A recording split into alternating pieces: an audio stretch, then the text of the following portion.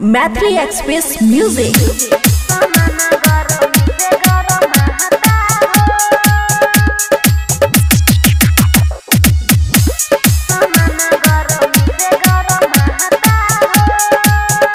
खुशी recording studio Baluaha. छोरी के आजा कलकत्ता सामान गरमी से गरमाता हो। छोरी के आजा कलकत्ता सामान गरमी से गरमाता हो। दुनू ओर पिया मोर पराता गरमी से हो सामान गरमाता। छोरी के आजा कलकत्ता सामान गरमी से गरमाता हो। छोरी के आजा कलकत्ता सामान गरमी से गरमाता हो। डीजे गुड मधुबनी सामान गरमी से गरमाता हो।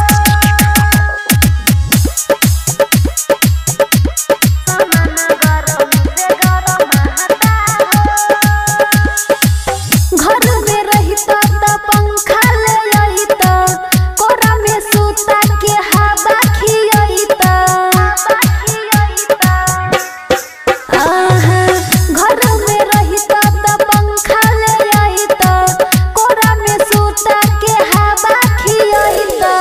घम से लाली धोआता सामान गरमी से गरमाता हो।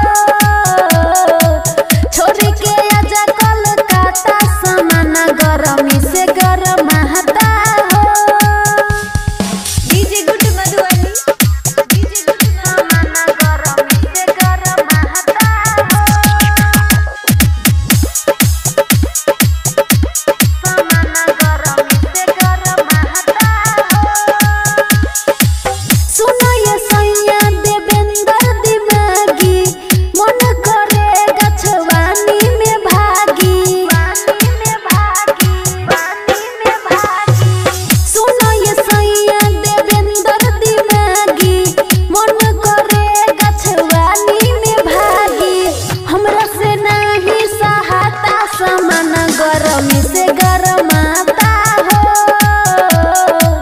छोरी के आजा कलकत्ता सामान गरमी से गरमाता हो। खुशी रिकॉर्डिंग स्टूडियो बलुआहा।